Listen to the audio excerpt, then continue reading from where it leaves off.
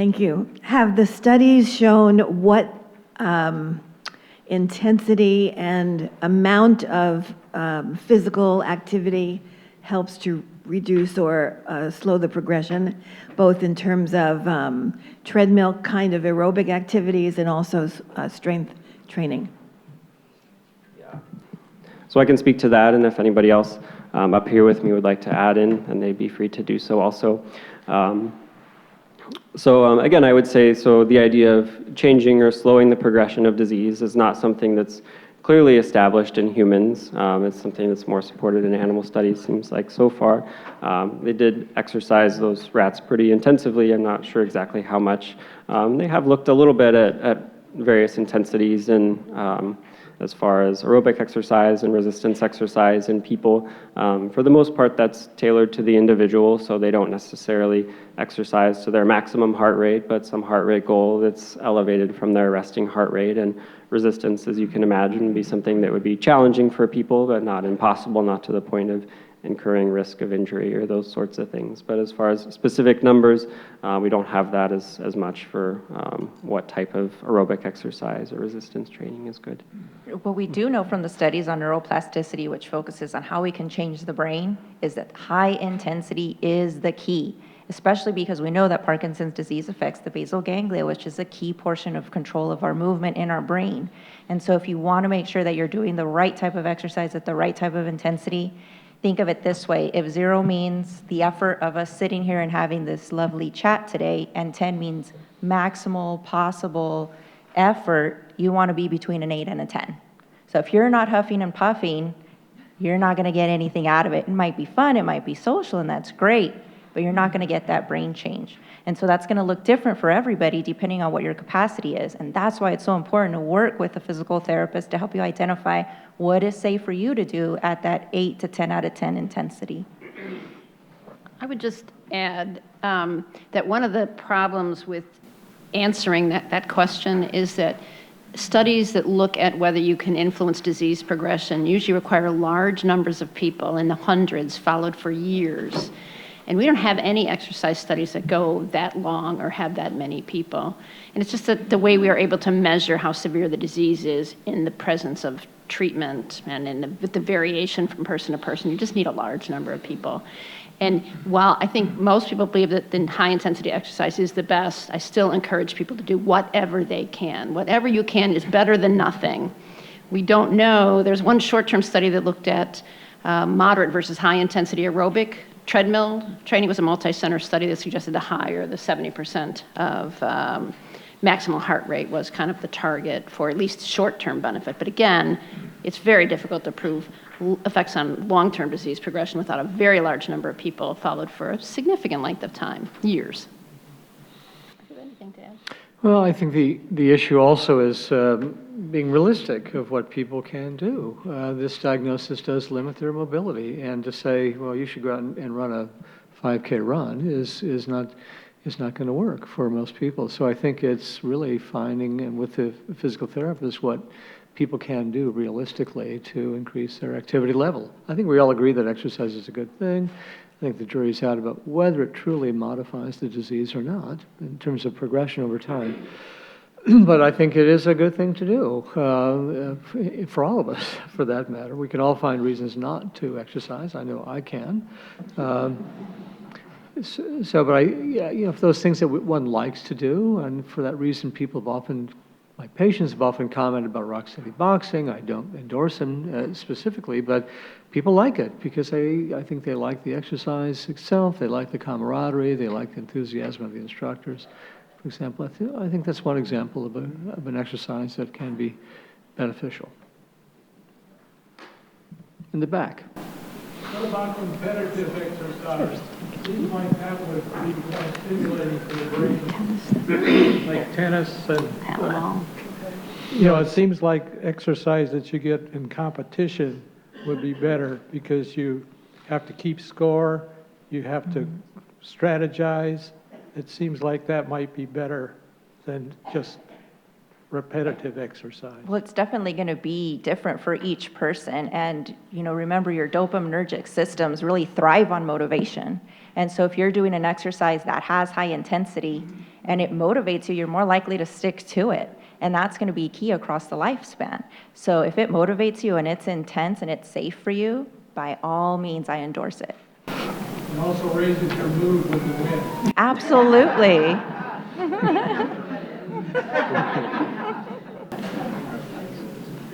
Is there a serious study someplace to quantize the effects of exercise? There are several exercise programs throughout the community, but nobody tries to gather numbers. True, but we're working on it. And there are different studies, there are limitations as to what they've been able to show, and it doesn't mean that they're not beneficial, we just haven't been able to design them in a way that shows their optimal effect. I think it's worth saying that virtually every exercise that's been studied has done something for patients. And so, but there have not been studies of comparing tango dancing to rock steady boxing, for example. And part of that is that it's extremely expensive to do exercise research, because often you have to have supervised exercise, you have to have a way of monitoring to make sure your people are staying in the right group that they're assigned to. And so these cost a lot of money, and there's no drug company that's going to be able to market a drug based on the studies. So it's hard to get the funding. It's mainly taxpayer-funded studies. So there are certain kind of limitations to what we're able to do just based on the lack of funding for that kind of research. And there is plenty of research that's been shown in terms of what the benefits are in the general patient population. So if we can take that and extrapolate it, if it's good for everybody else, of course it's going to be good for the patients living with Parkinson's, who need to be even more physically fit to manage this disease process. So I wouldn't say wait for the research to do the exercise now, and I'm sure the research will come and it'll catch up. Good morning, and thanks again to UCI for this symposium. You have no idea what the benefit is to the PD community. As the PWP's motivation diminishes, and we know it probably will, as far as exercise, it puts a lot of burden on the care partner. Besides telling the PWP how important it is, how necessary, how it'll help you, any other magic tips for the care partner to get them motivated and keep them motivated? I mean, at some point, you're going to need some help. It takes a village, right? It takes a community. And sometimes that community might be having the person with Parkinson's take exercise classes, either at a center like UCI or at a community center, so that it's not always the care partner that's responsible for getting them moving. And then there's accountability to it. And then there's, of course, you're now socially engaged, which we know is also really good for your brain health and your general health. So I think kind of expanding, it shouldn't just be physical therapy. It shouldn't just be your caregiver. It should be other things. Think about filling your dance card, so to speak, with different activities. And staying busy. The more you're out of that chair, the more you're out of that bed during the daytime, the better off you're going to feel and the better off you're going to move. And if you keep moving, that also decreases the caregiver burden because you stay safer and independent across the lifespan. So I think if you kind of spread it out and start building your networks and building your tribe, then it's going to definitely help not just the patient with Parkinson's, but also their caregiver as well. And there's caregiver support groups as well that I think are really beneficial, and different organizations that just specifically are targeting giving caregivers the support they need. So seeking those out is really helpful. I think it's also helpful to schedule things. I think a structured kind of day can help people to be more active. And then there's I always tell my patients to park in the farthest parking spot at Costco rather than the closest parking spot at Costco. And when there's an opportunity to stand or sit, stand. When there's an opportunity to stand or walk. You know, just always think of the more active, answer.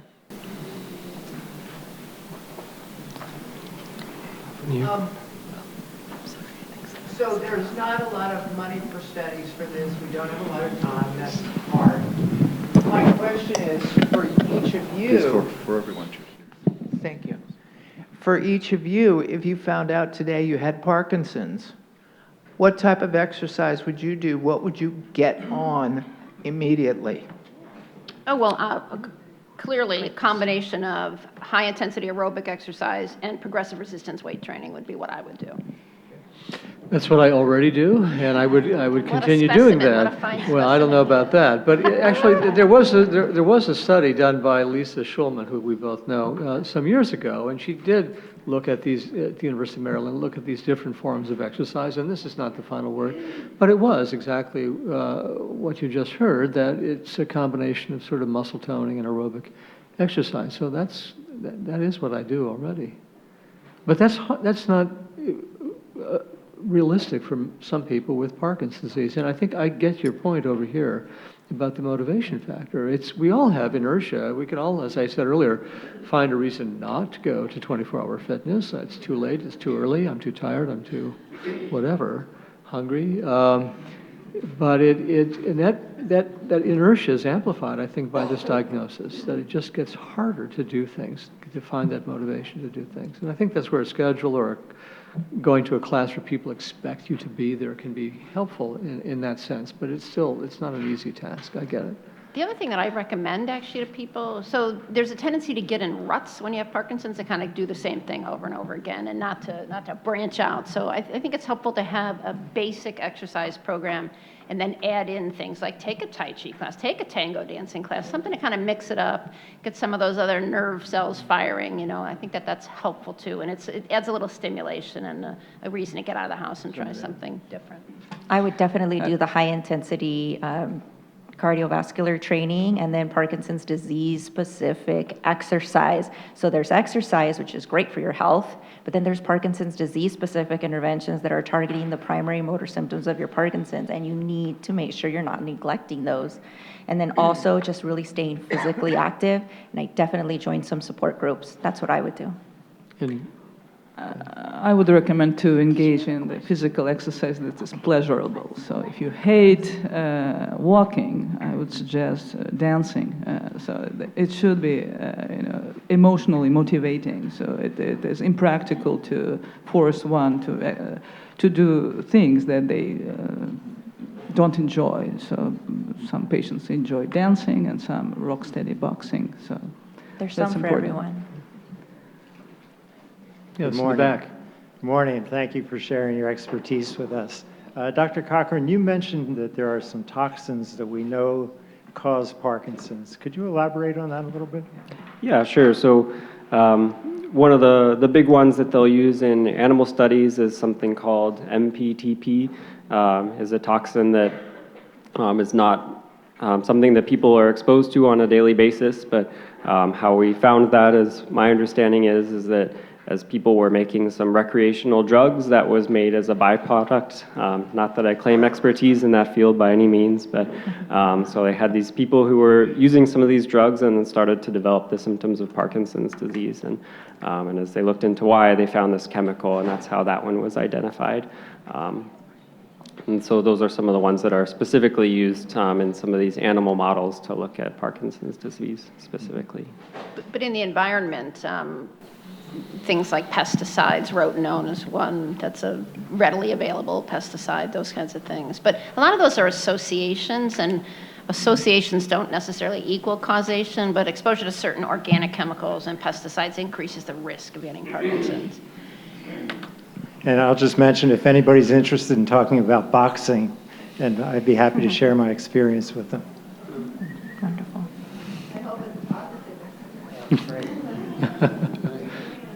Over here. Hi, good morning. You mentioned that the research doesn't really support that exercise decreases fall risk. Is there any research that may explain or show decreased injury or disability for people that are more physically fit? So as far as disability, I think, again, we would make some generalizations based on the results that we see, based on overall improved mobility and perhaps improved walking speed and walking ability. So those are some suggestions that disability may be reduced. And then as far as injury, what we do have is that the participants of these studies don't seem to incur injuries at higher rates compared to the general population. So again, with the caveat that I said that a lot of the participants through these studies tend to have relatively milder disease and tend to be higher functioning to begin with, but still not strong suggestions that they'll be at increased risk for injury when they do exercise. And there's a lot of evidence as well as experience that if you don't exercise, your risk of disability is also really high, and your risk of injury is probably higher as well, as is your mortality. Good morning. Thanks again for this. Question and a comment. So I'll start with a comment. Everybody's so excited to what should they do physically first? And you also have to keep in mind that sometimes people's baseline for physical fitness when they're diagnosed with Parkinson's may have been the happy little snuggly puppy couch potato.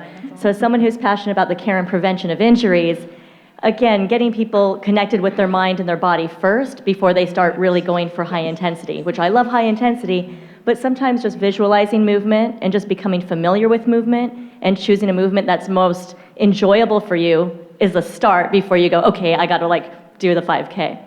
So my question is kind of about the fall risk and everything. Are there new things coming out to collect more information, whether it be self-reporting or qualitative things? Because I know when people start moving more, they are actually more excited to take more risks. So it seems like they might be falling more, but the people that I've worked with are like, dude, I fell, but I was able to catch myself. And it was awesome. They're doing more. So it's how are we able to collect more information that, well, their quality of life is improving, their falls haven't diminished, but it's because they're also getting 10 more hours a week of physical activity. Are there better ways to collect that information? There must be. But you make a good point, because in clinical trials that we've been involved with, when things are working, falls increase. So people have more time when they're mobile during the day, and therefore more opportunity to fall, unfortunately. I don't know that the increase of falls is correlated to increase of injury necessarily. That's not been collected. There has been a push to use all sorts of devices, wearable devices to measure motor activity and so forth in studies of Parkinson's disease. But probably they can collect information about falls. Some of them could.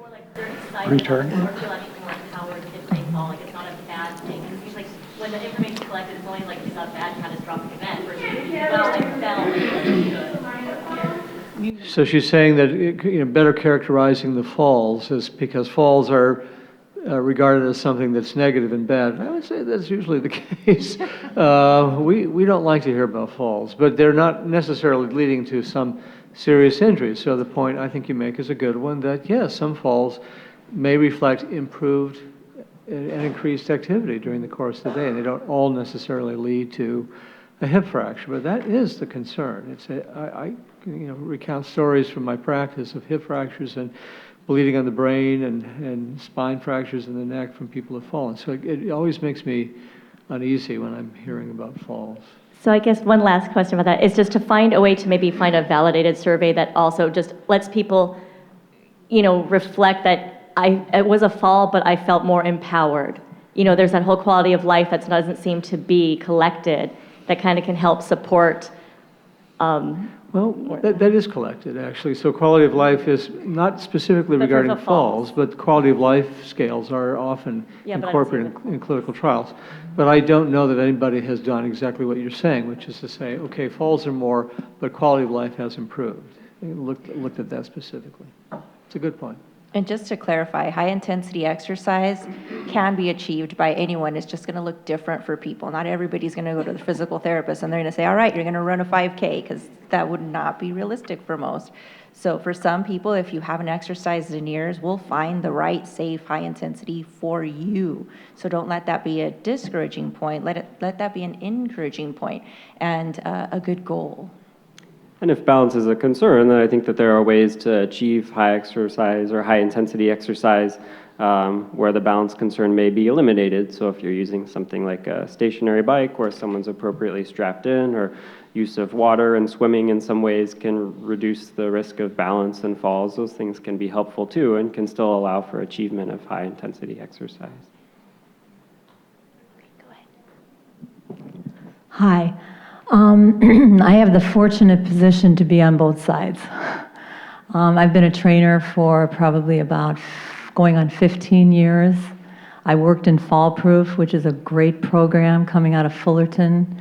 And about 11 years ago, I was diagnosed myself with Parkinson's.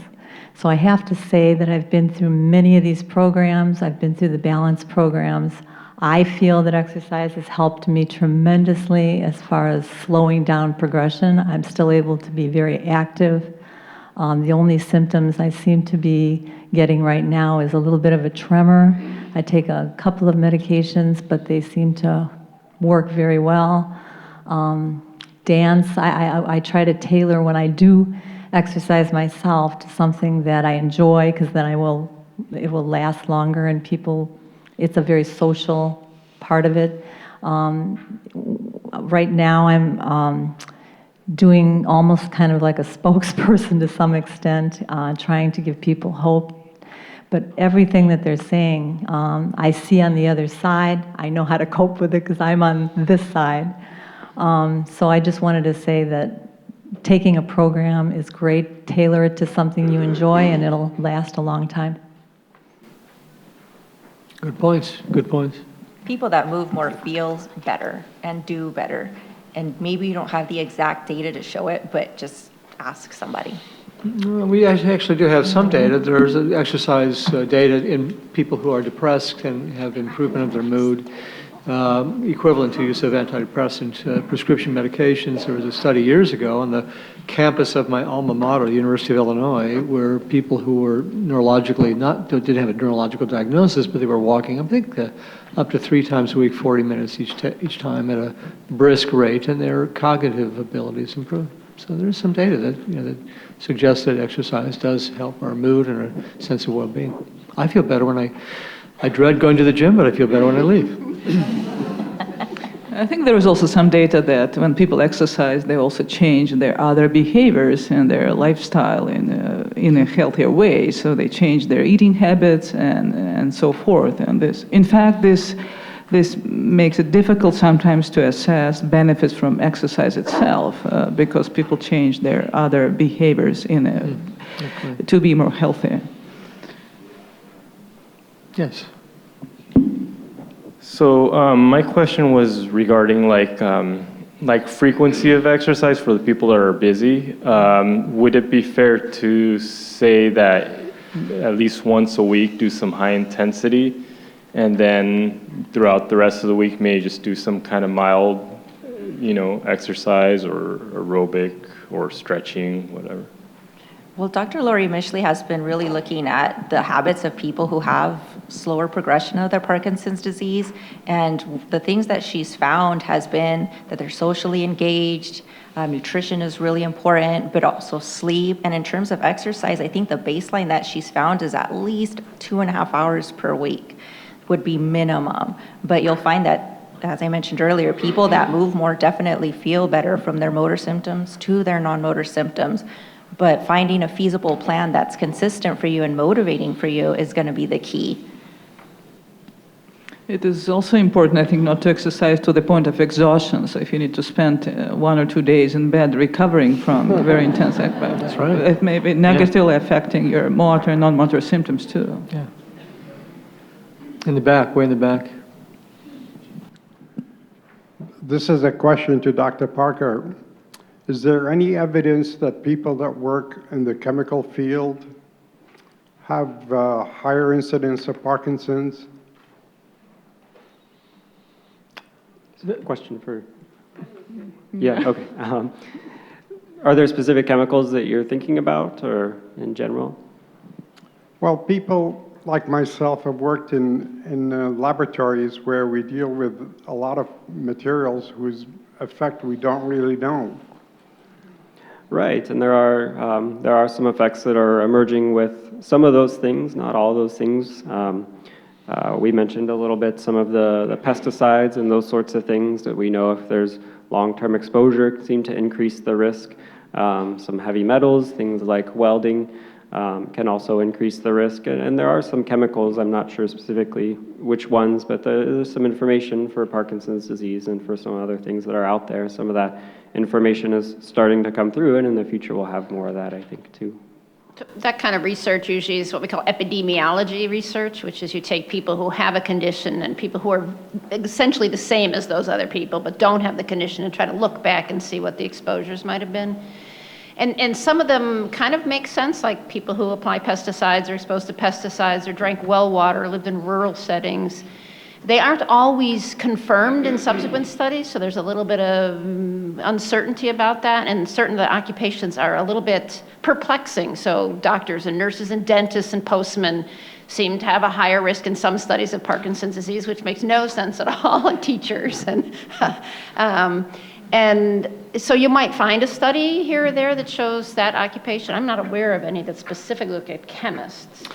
Well, there was one small scale. There was an interesting report some years ago about a factory, I believe it was in Kentucky, where people were working close to a solvent, an organic solvent. And the frequency of diagnosis of Parkinson's among the workers in that place was notable. And also, the closer they were to the vat of organic solvent, there seemed to be a correlation.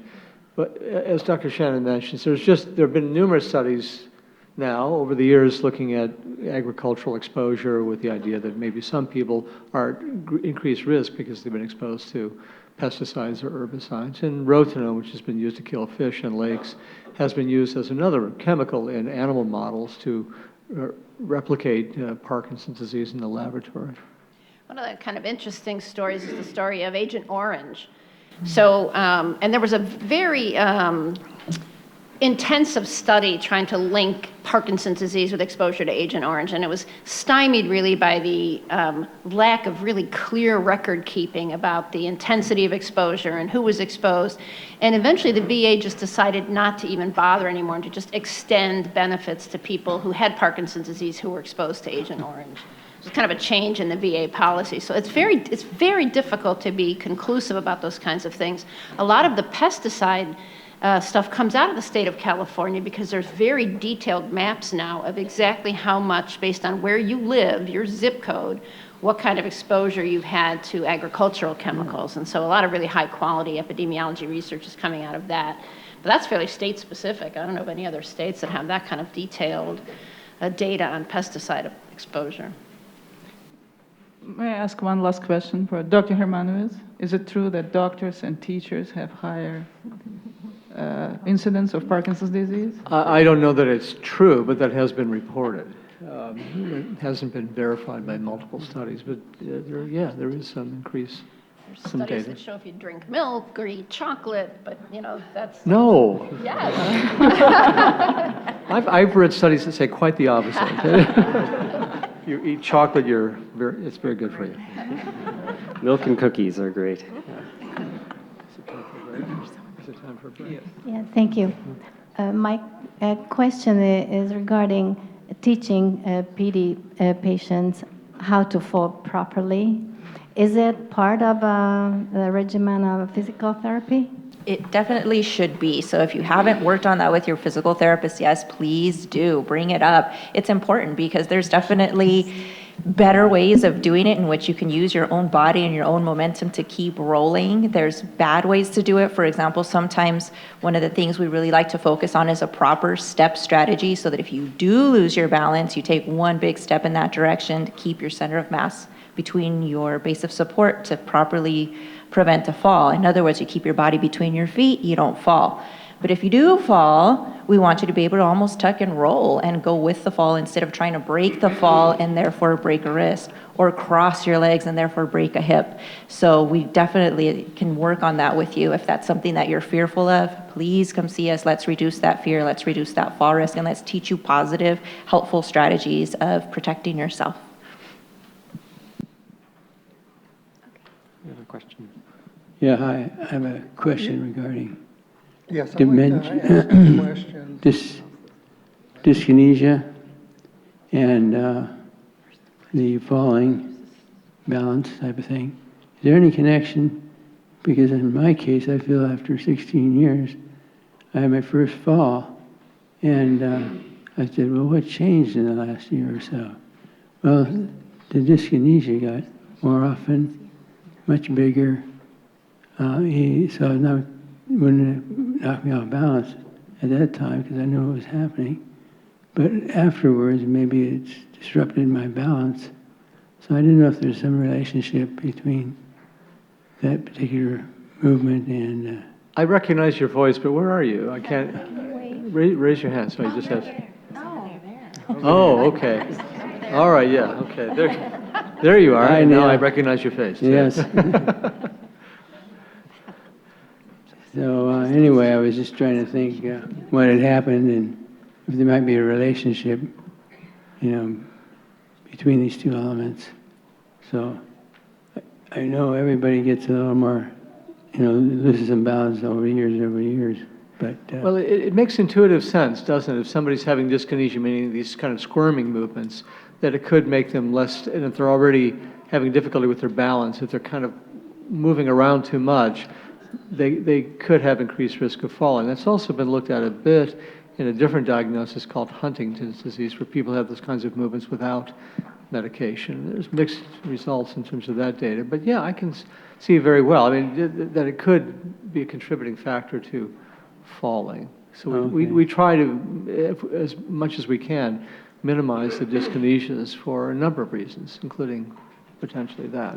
We should probably take a break. We'll take a break now. Yeah. So you can all exercise for a little bit and get up and move around, then we'll be back. Thank you, Doc. We'll miss you.